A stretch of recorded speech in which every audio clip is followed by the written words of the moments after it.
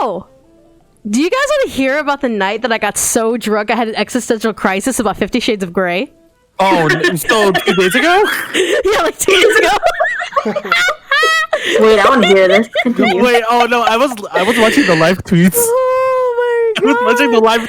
It was so funny. No, please tell the story. It's so good. Okay, for those of you who do not follow my Twitter, one, follow my Twitter. Please do. You're not gonna. And two, I decided. Okay, let's start from the very beginning of why the fuck I decided to do this. So I found out there's this movie on Netflix called 365 Days, which is based off of a Polish erotica, which that is based on 50 Shades of Grey. So you can see where this is going. So me having the curiosity to know what the fuck this is. Why is everyone talking about this movie? Because I see my friends post up on Facebook is like, don't watch 365 Days. It's crap. You might as well watch 50 Shades. And I'm like, what the fuck? Huh? Nani? So I decided to look into it. And it's indeed bad. Oh yeah, it's can we agree that it was worse than 50 Shades? Oh, 100%. Like 365 Days is absolutely 100% worse than 50 Shades of Grey. And 50 Shades of Grey is already a trash fire. I'm about to say, yeah, and that's already a low bar. Yeah. Yeah. Oh, also, sorry to cut you off, but I just want to let you know, Sony Animation has officially said they're going to start making animated movies for ratings over PG-13. Yay! That's awesome. But like, I'm still. What? Wait, was it Sony? I think it was. Yeah. I'm still mad at Sony. Yeah, that canceled that fucking Popeye movie. Yeah, that was such a dumb idea. But continue, Michaela. Sorry. Okay, so during this, I had a mental pride moment. I'm like, if fuckers can write 50 Shades of Grey, 365 Days, and now on my repertoire, The Mister, and get fucking out ridiculous international sales, as well as fucking movies and all this crap, like The Mister, which is E.L. James's next book, it got popularized and it's based off of a British TV show, and all that stuff. If these fuckers can get movie deals and all that crap, then why the fuck shouldn't I? Oh no. I made Seduce Me the fucking Otome. Yeah, I think it's shit, but everyone else doesn't agree with me. Everyone else apparently fucking likes it. So I'm like, why the fuck can't I become the next erotica queen? Because I can actually write original shit. I don't have to take inspiration as fanfiction. I don't have to write fanfiction to do anything erotic. I know erotica because I read erotica. So I decided to post up on Twitter that I'm going to be the next erotica writer. And of course, this is during a time where I decided to push all my work away because there was a lot of crap. There's a lot of crap that going on mentally. So I decided, you know what? I'm not going to work on anything right now because I feel like if I start working, I'm just going to sabotage my own work. So let's just do something stupid. And this came at the perfect fucking time. So I spent that night and wrote 11 pages of the beginning of an erotica called Obedience. So it has no inspiration from any series that I've ever read or ever seen. It has no inspirations to any current or past IPs. This is an original concept erotica that I am writing. Can I just say? Seduce Me the Otome? Can I just say that you started with you said I wrote the erotica called Obedience. My brain future corrected that into Boku no Pico. Oh my god, stop! Fuck it, stop! But anyways, continuing on. Ban her! Continuing on to the point. My goodness. I'm banning her. Hold on. So, anyways, continuing on. So I wrote 11 pages of an erotica and I stopped and I went, you know what? Maybe I should research my competition. So I did some research and one, I found out that the new genre of erotica is the most pretentious shit I've ever fucking heard. Apparently, erotica is separated into two sections. One is erotica, which is like porn. Like book porn, which is, you know what? That's what erotica is, so let's not fucking lie. And then there's quote unquote dark romance. What's dark romance? It's apparently this new fucking phrase now for oh, but 50 Shades of Grey is not erotica. There's romance and there's barely any porn. It's like, we really gonna fight, bitch? erotica, you pretentious shit. it's like dark romance doesn't exist in my fucking books, but I make fun of it now. I'm going to make fun of it now as with the quote unquote dark romance, the pretentious side of erotica. So that's one thing I learned. And then two, I decided to watch 50 Shades of Grey for the very first time. I'm so sorry. So I decided to buy a full bottle of black cherry rum. That's gone. Chained Brian to the couch. Because I was not doing this alone. And I said, let's fucking watch this. And I got the unrated version. I'm gonna be fucking real here. I got the unrated, so I got all of the sex. And I watched it, and I was drinking during this. And by drinking, I mean refilling my red Solo cup multiple times as I watched this. Is that bottle gone? There's like 2 shots left. My bottle of fucking Jack Daniels is almost gone. So I was like, that's how much we were drinking during this. So I got down to my 6th red Solo cup, and we got to the end of the first movie, and I just went, holy shit. Everyone just got this wrong. Everyone's wrong about this movie. Every single person on this planet is fucking wrong about this movie. So, what do I mean by this?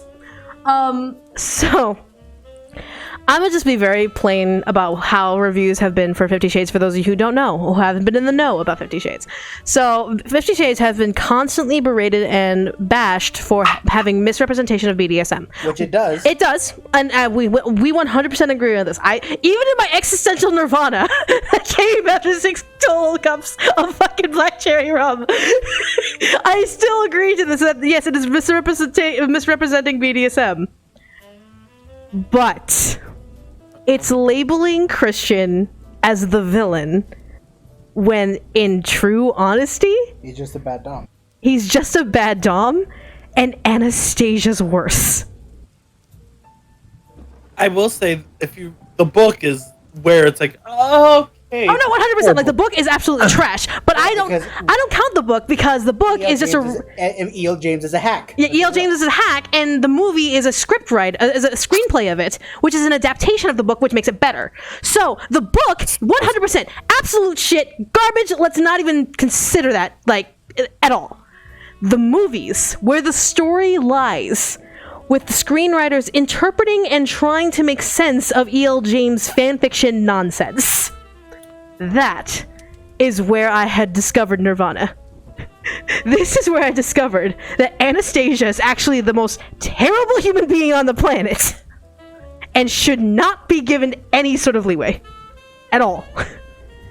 So, allow me to present to you my findings on this. In this essay, I will. In this fucking my TED Talk. Welcome to my TED Talk. Fucking 50 Shades of Grey. Just thinking about how I'm writing it now is just like, guys, mind you, after I watched 50 Shades of Grey and Darker, I watched Darker as well. I wrote 8 full pages, well, 7.5 pages of an essay, a full-on essay that I was going to turn into a video about 50 Shades of Misinterpretation. And I'm not going to read it verbatim because that's going to take unless you guys want me to read it verbatim. Because mind you, half of this is like all of my drunken rants. Like, I don't even make sense myself in this fucking thing. But at the very least, maybe like highlight the main point. I guess, yeah. Like, do you guys want me to read this verbatim so you can hear my drunken nirvana speak out in attempts to figure out what the fuck is going on with this movie? Is that something you're interested in? I'm scared. You're crazy scared. I'm actually scared. I'm actually really. Reason, back me up. I'm honestly very frightened, but also very curious. Reason, no. I want to know. I want to know. I want to know. Okay, I just want a clarification on this stream. The mature filter is on, so only those who have accepted the fact that this is a mature stream are here right now. We're clarifying this right now. Suddenly, oh no. Baby, no. Oh, we can't talk about it. I guess we're gonna have to kick you from the call then. Okay, so would you watch 50 Shades of Freed? I have yet to watch that movie because I know the story changes ridiculously from the core concepts of 50 Shades, so I do not know whether I'll continue it. Hold on. I'll be right back. Take your time. Okay, so I guess I will read to you in my drunken stupor what I tried to analyze in 50 Shades of Grey. Now, I want to make this very fucking clear. I want to make this clear. This is me during a drunken state. Now that I'm not drunk, if I disagree with shit that I've written, then I disagree with shit that I've written, and I'll like verbally note it. But this is during a moment of drunken hysteria, where I was so into my head, I felt enlightenment. And I went, you know what, this right here is pure science. Purest of science. Okay. So, here we go. 50 Shades of What the Fuck is a series I'm sure everyone has heard of in some shape, fashion, or form. It's a dark romance. Dark romance. What kind of fuck pretentious crap genre is that? It's erotica that started off as Twilight fanfiction and wound up being a worldwide hit about BDSM, romance, and misinterpretations. Yep. You heard me. Misinterpretations. 6 red solo cups of black cherry rum has shown me the light of 50 Shades, and I must share this knowledge before my mental coil retreats back to just making mediocre visual novels and voicing characters people will call me by. Jesus Christ! Wait, I heard BTM. I'm thinking of a Korean boy band for some reason. The story of 50 Shades revolves around 2 characters, Christian and Anastasia. Christian is a billionaire businessman with a traumatic childhood and a kinky red room only those who sign a contract can see. Anastasia, on the other hand, is an English major turned publishing manager who is as innocent as a lamb in terms of romance and sex. Despite having a 4.0 GPA, being a fan of multiple romantic writers, and being the daughter of a woman who epitomizes finding Prince Charming. These lovers meet, they bang, they fall in and out of a relationship in love, and wind up married and having kids. Yay! It's a whole pile of cliché erotica tropes covered with a veil of smoke cloaking unoriginality. The unfortunate thing is that there's a gem in this tale. This story could have been absolutely mind-blowing, and would have completely swung open the doors of romance and kink play farther than it previously did. But like Anna at the very beginning of the story, it tripped on its own feet and smacked itself in confusion. Why? Why on earth did it bomb so badly to everyone who wasn't a fan of it? It was the writing and society. See, I'm just gonna swing for the knees right out. Okay, I just want to make it clear right now. Drunken stupor. Drunken stupor. We're clear? We're clear. See, I'm just gonna swing for the knees right off the bat and say women are both abused and praised in equal regard. Women are more often than not the victims of sexual, physical, or mental assault and harassment, while at the same time are cheered for and pushed to be the beacons of change and diversity, breaking through metaphorical glass ceilings one house at a time.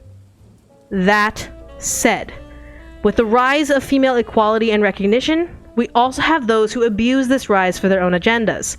Sure, it's a small percentage, but it still exists.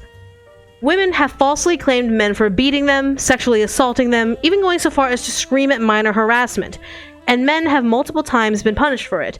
Toby Turner lost his reputation and a large chunk of his rise to being a YouTube celebrity. Johnny Depp became martyred for taking abuse from Amber Heard and being labeled as an abuser himself. Brian Banks went to jail for an attack that didn't actually happen, etc., etc. These records of false accusations exist. But why? Why do they exist? Because as a general society, we don't see men as victims. We see them as predators, ready to pounce and prey on women at every turn they can, then back off, feigning ignorance. With the new generations of the Me Too movement, the recognition of courage to speak, and the rise of equality demands, many predators are caught and shamed in civil court situations. We push to believe victims, because there are more victims than lies. After all, why would a woman lie? let's look at the Banks case, shall we? Juanetta Gibson accused Brian Banks of sexually assaulting her in a stairway, won her case in 2002 against Banks in court, causing Banks to go to jail for 6 years and be on parole for 5, while Gibson got a payout of $1.5 million from the school she named unsafe due to the accusation. Of course, it was in 2011 that she confessed to fabricating the entire thing and never showed up in court again to keep a gremlin grip on the money she had won. But Brian Banks not only lost years of his life to the law, he also lost college scholarships, opportunities at higher education, drafts for the NFL at an early age, and a childhood, as he was 16 when he was accused and charged. But why did it happen in the first place? Why did it happen in the first place? Because we believed a victim with a story, without truly hearing the other side. It's not enough to say I'm sorry it happened, because it already happened, proving enough that sometimes we interpret situations based on societal norms, where women must be listened to, and men must be silent. So what does that have to do with 50 Shades of Bad Writing? Think of the demographic the story is aimed for. Women. We literally read the story through Anastasia's innocent and ignorant eyes. Excuse me. Viewing the world of Christian Grey as a woman about to become a submissive. Many people bashed this book for misinterpreting BDSM, calling Christian an abuser, using excuses to beat women, that Anastasia, the sweet idiot protagonist, needed to get the fuck out. Even the movie was criticized for these claims. Now, people aren't wrong. The representation of BDSM in this series is rather one-sided at best, leaning more towards pleasing the dominant in an imbalanced manner.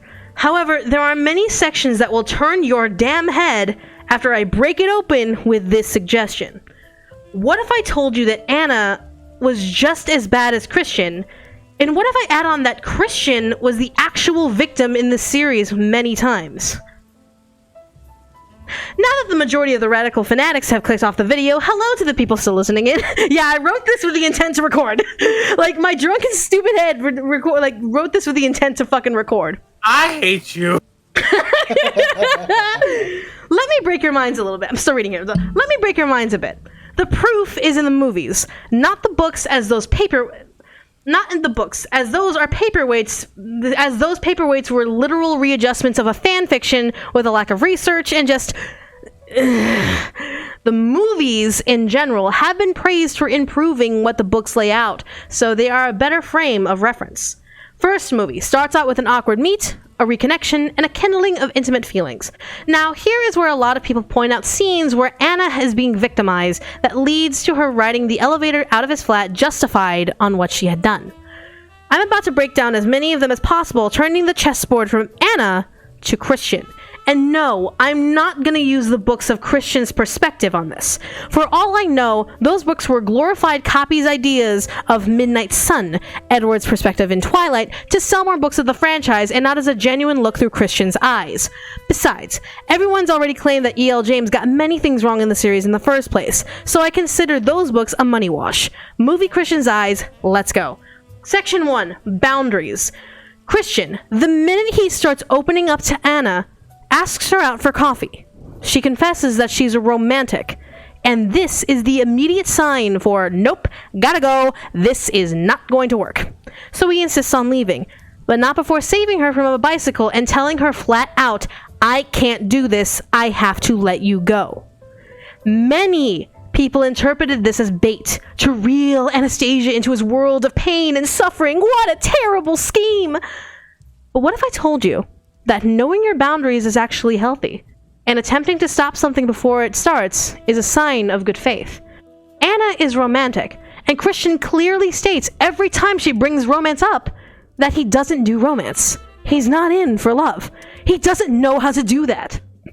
He makes it perfectly clear that he cannot be with her, and lays out the bluntest rejection one can get.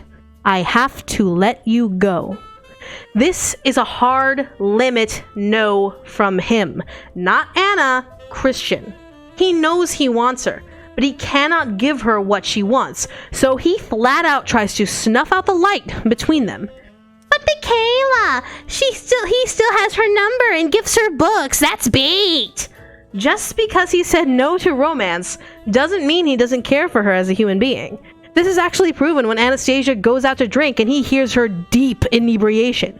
He stops everything to go and pick her up, intervening when Jose tries to lay lips on an intoxicated Anna, holding her hair for her when she vomits, and taking her to a hotel to clean her up and let her rest. He does not take advantage of her and tries to assist despite not being the active flame. Anyone who is the designated driver of their group, or even just a mother-father figure to a friend, knows that if a friend is drunk as balls, you stop them and get them to safety to recover. That's just basic knowledge and a friendly gesture of care. The gift of the first edition books as well is actually a well-mannered gesture, just because it is a sign of friendship. We may not be compatible, but you can still rely on me. I'm sorry for rejecting you, so please take this and feel better. No one thinks of this because we automatically assume that gifts from people we're interested in are requests to fuck. Thanks, Valentine's Day. Because we're in Anastasia's position, we see the books and go, oh, god damn it, he's just leading her on. Fuck this man.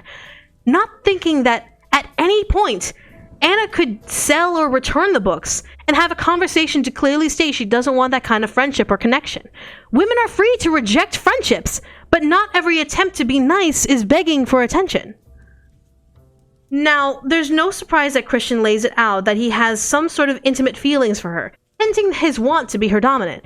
But that's unfortunately bad writing and erotica cliches at play.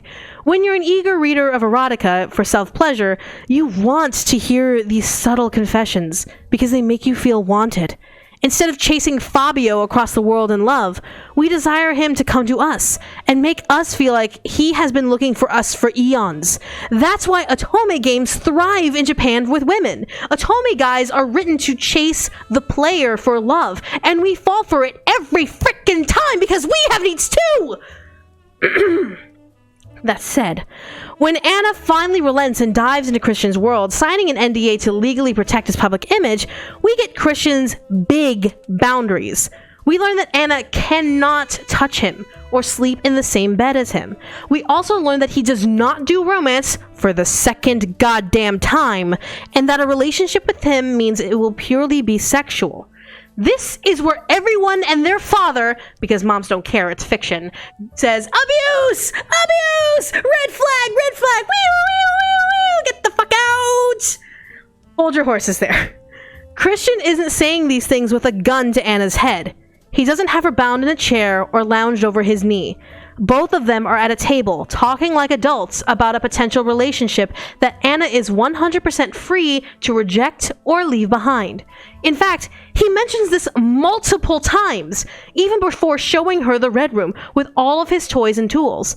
These are literally her chances to leave at any point if she is not willing to step forward into the relationship. He lays the boundary and shows her a taste of what his world is like, with the door wide open behind her to run for the hills. So Anna goes in and sees toys everywhere. She's flabbergasted with each object, and Christian calmly explains what each item she examines is. To each question she asks, he answers honestly and educationally.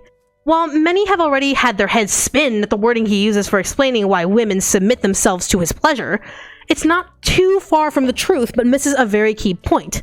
Dominants do indeed reward and punish what the submissive, submits one way or another. However, it's not just for his pleasure, which he does clarify in another point in the movie. Submissives submit to please him, but he does many things to please both himself and his submissive in return. This is bad writing and research, which is misinterpreted as controlling abuse. At this point, he also brings up a contract that would need to be signed before the relationship begins. While normal people would go, what the fuck?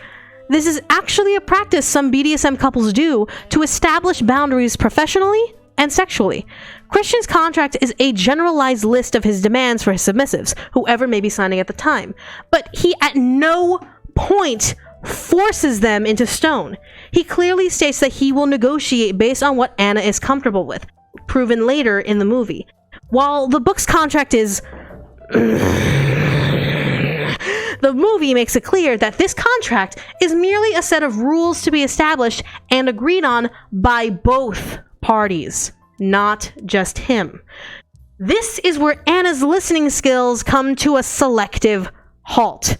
She questions Christian. Why can't you sleep with me? Why can't I sleep with you? And Christian replies that's not what he does. Every single time it's brought up, which is 4 times, by the way. Dick move, right? Wrong. We later learn that he has nightmares that cause him to toss and turn. Now, I'm not a master psychologist or anything, but there are already public records of people smacking and hurting their bed partners in retaliation for actions in their dreams. Soldiers have straight up punched their partners in their sleep from PTSD. Hell, men have publicly said sometimes their girlfriends hit them for dreams of them cheating. Dreams. Perhaps he was afraid of it coming to that kind of accidental assault, or perhaps he didn't want a sexual partner to see that side of him. Of course, we don't learn this until later, but why does a boundary have to be questioned so constantly? Victims of abuse don't automatically answer questions with truths about their trauma. They avoid answering to shield themselves and the people they are communicating with. It's something every single trauma survivor has done, whether they believe it or not. We can hope that victims are brave enough to be honest about the pain they've gone through, but trauma is not simple. It's complex and can warp a mind to being meek and fragile. So in order to protect themselves, a victim may lie or shade the truth with an excuse, even at the cost of looking like an asshole. I can't go out to the bar because I'm sick. Sorry about not being there for your birthday. Is a dick move compared to, I can't go out to the bar because the last time I went I was drugged and assaulted. Now comes the scene of, if I don't do this, I won't be with you. And it's often referenced as an unfair scene. After all, Christian's just being so strict with his stupid rules. He should be romantic and open to my love because I'm Anna, the protagonist, and I need affection from this one man. But what about Christian's perspective? We clearly pointed out his boundaries and what he wants in the relationship. He wants a purely sexual relationship, not a romantic one. He doesn't understand or personally see the potential of love because he's never really been in love. He knows sex thanks to his abusive birth parents, a pedophile who made him subservient for 6 years, and the constant reaffirmations of his sexual practice with 15 previous partners. He walked into this with one goal, and Anna had another. Anna wants love, Christian wants sex. These are barely compatible ideas, especially in the separate definitions Anna and Christian lay out. At this point, Anna needs to make a choice. Sacrifice her feelings for him to be with him, or stay true to herself and stop the relationship from even starting. Every reader and critic of the story wants Anna to win. She's the protagonist. She should get the prize and win her happily ever after. However, that's not how relationships work. If 2 people can't agree on what they want out of a relationship, then it stops working. This is what I have. I don't want this. Then I shall not give this. But I want that. But this is what I have. I don't want this, I want that. See the cycle here? Take now into account that after this, Anna pretty much shames him for his tastes and decisions, as if they're so sinful and wrong that nobody should feel like he does. She's literally not his warden or his dom. This is a grown-ass man who knows what he wants and respects what she wants, going so far as to offer multiple avenues out, give education, reiterate his boundaries, and remind her of negotiations to please her in the relationship. Yet we side with Anna. Because, woo, that's right, girl, you get that man to bend over for you because you're the protagonist and a woman! Yeehaw! I mean, I don't want to accuse Anna of kink shaming, but anyway, as Anna is a fucking adult with a 4.0 GPA and an understanding that she doesn't know everything about kink play, she chooses to stay in the purgatory of the relationship and learn more, blindly hoping that this contract will be a gateway to making Christian love her like she wants him to, as proven later in the story. Of course, as Christian is happy to see initiative from her, he gives her a laptop computer to research submissives. This gift is both a sign of assurance in the relationship and is at the same time bait to persuade Anna further into the relationship. Yes, gifts can be both. One does not negate the other. She does, and she actually takes the contract seriously. This is good and should be applauded. let's get this out of the way. Christian's tracking is fucking creepy, and no one can deny it, but it's saving grace in certain occasions, such as her drinking and her later kidnapped and freed. Still, no one can deny that the tracking is fucking creepy. She teases him, and of course, he retaliates back, as all teasing relationships do. But I know everyone points at Christian as being in the wrong for breaking into her house and taking advantage of her when she teases him. May I present to you this mind-boggling idea? It was consensual, and both of them are wrong. Christian's wrongdoings are obvious by the fact that he got into her apartment after Anna teased him about never seeing him again and proceeded to initiate sex. However, at no point does Anna stop the scene from continuing. If you do not want something, especially in the sexual realm, you say no and the play stops. Every dom knows this, because this is the part of basic knowledge in BDSM. All play must be consensual. At any point, Anna could have said no, pushed him away, slapped him, poured champagne on his face, smashed his head with the fucking bottle. But she accepted his proposition to play and proceeded to have sex with him, not calling to stop at all. Now, how is Anna in the wrong? Remember that little thing that people forget about when reading this series because they want to whack off to the sex? You know, the contract, the thing she has to sign before engaging like she is with Christian? She literally teases the fuck out of him and gets sex without the contract required from either of them. Christian knows better, so he is in the wrong. But so is she. She knows she hasn't signed anything, and yet teases anyway, and accepts the sexual play from Christian free of any rules he has laid out to get closer to her goal. That's like Aladdin tricking Genie to get him out of the Cave of Wonders without using one of his 3 wishes. Cheap and conniving. You think I'm stretching? She literally tries to get him to sleep in the same bed as her afterwards. You know, the thing he has now expressed 3 times that he doesn't want to do? Moving on. Anna reads over the contract and of course has issues with it because everyone is different and everyone's comfort is valid. She has an official meeting with Christian and reads off everything she wants struck out of the contract. While Christian has a grimace, which is natural for anyone who is told they can't have this something they like, he strikes every request she asks for without a fight. And yes, are you sure is not a fight?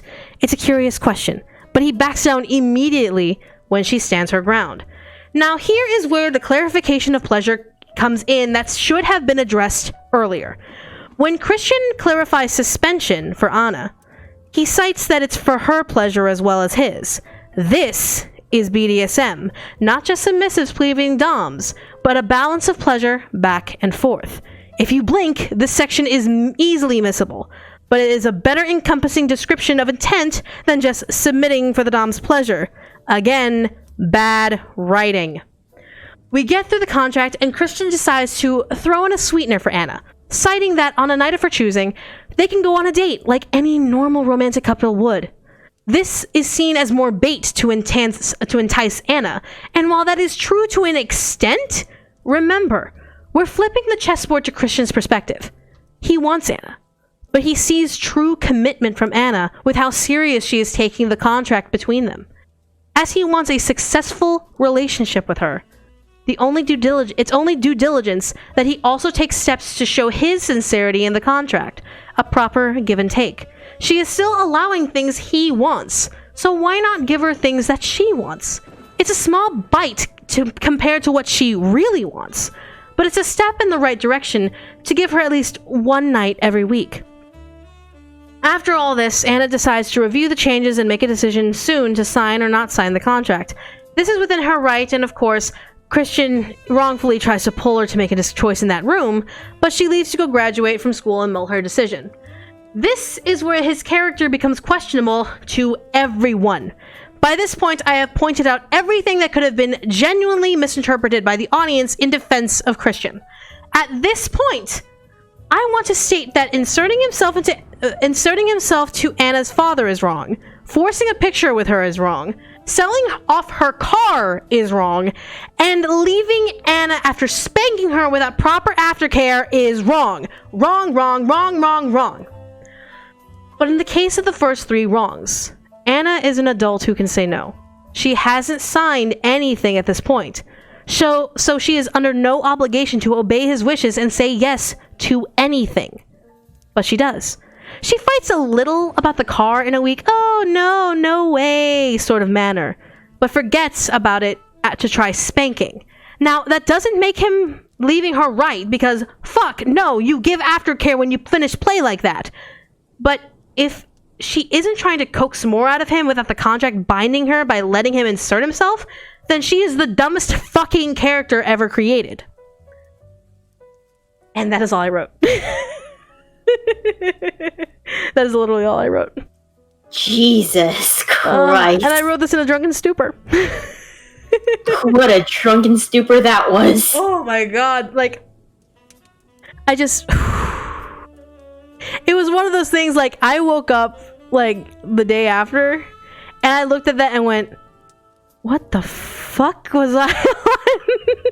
You were some other shit, apparently. Good God. I'm just like, I just kind of look at it, and it's funny because a lot of things I see about 50 Shades is all about, like, calling the book trash, which it is, calling the characters trash, which they are, but mainly blaming Christian for all of the problems. Like, nothing is wrong. Like, basically, they're trying to defend Anna. They're not saying... The only thing they have anything to say about Anna is that she's like a Bella Swan. And while that is true to an extent, that's true to an extent, she's also really shitty. She's also a really shitty partner. Like, she doesn't respect boundaries. She tries to weasel more than Christian has ever done. And it's like... My biggest, like, I even posted when I was live tweeting the fucking movie. There was one section I was so angry at, I had to live tweet about it. Like, I'm gonna spoil the ending of 50 Shades, oh no. Oh no. The ending of 50 Shades of Grey is, Anna is still mentally trying to wrap her head around the fact that Christian doesn't do romance. She's trying to wrap her head around it. And of course, like, a lot of people are just kind of like, well, Christian's being a dumb fucking dumb bed person, whatever. But eventually she says, show me what you mean. And before this scene even happened, he said he doesn't want to hurt her. He doesn't. Like, he doesn't want to do anything that, like, to that extreme. He even stops himself, because when she asks, like, do you want to punish me right now? And he says, yes, but I'm not going to. Because you don't deserve that. And obviously, you don't deserve that. It's not verbatim. But there's no other reason for him not to punish her at that very moment. So it's like, everyone sees Christian as an abusive guy, but throughout this entire ending sequence, Anna says, show me. They go into the red room, and he says, are you absolutely sure you want to do this? And she says yes. He then explains in the bluntest of details what exactly he is going to do to her. He bends her over a table and uses a belt to spank her 6 times.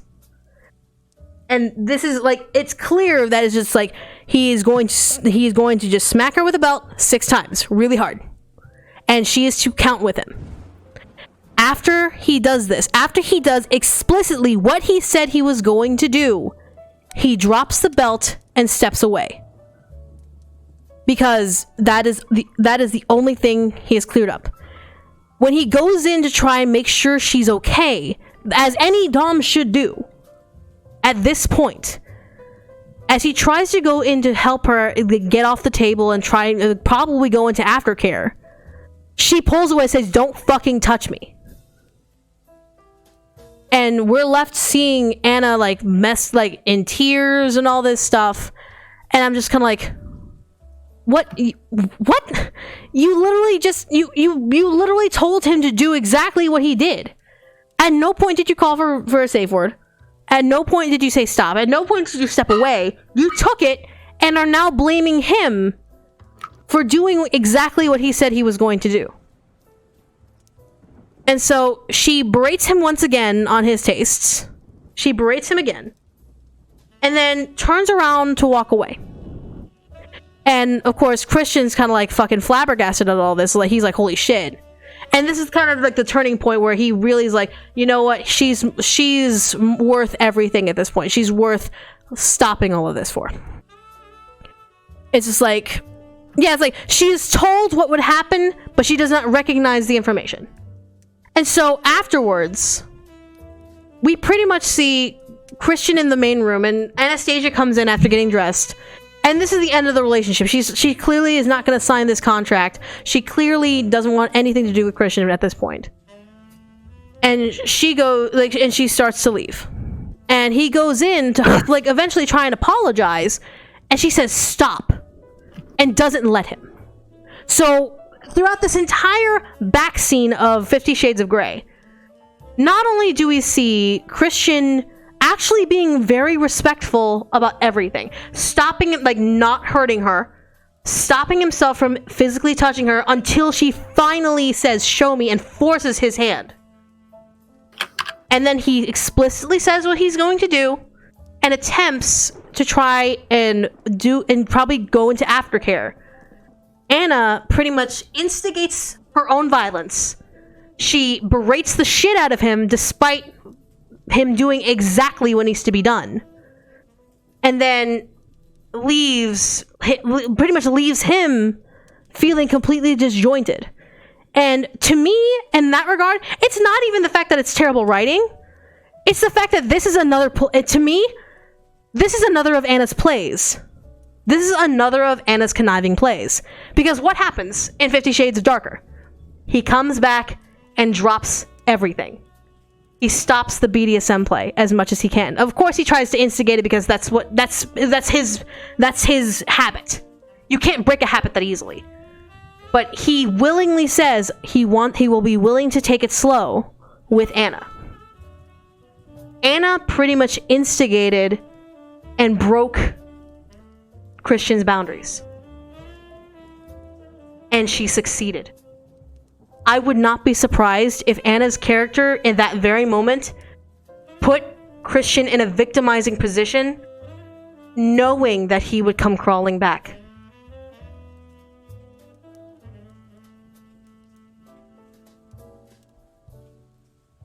I'm just saying. I'm just saying. Am I wrong? It's like, the things that happen in 50 Shades Darker only prove my cause. Only prove what I just said. And that is the chess play. A lot of people just automatically go on Anastasia's side because we want to see the women win. We want to see the woman win because we are the woman. Anastasia is me. I want to win because women are the greatest in the world and they should be put on a pedestal and not be blamed for shit. When in reality, Christian got victimized 100%. So while Christian is 100% wrong in many occasions during this movie, Brian and I can agree on this. Anastasia was just as wrong. Anastasia was 100% just as wrong as Christian. And no one is willing to recognize this. No one is going to talk about this. And every single review of 50 Shades of Grey that I have read, no one touches on Anna's wrongdoings. No one. No one touches on this. Because we all want to see Anna win. We all want to see Anna become the winner of this struggle. And she does. She does win. She explicitly wins by changing Christian and bending him backwards. So yeah, that was my whole rant of 50 Shades of Grey.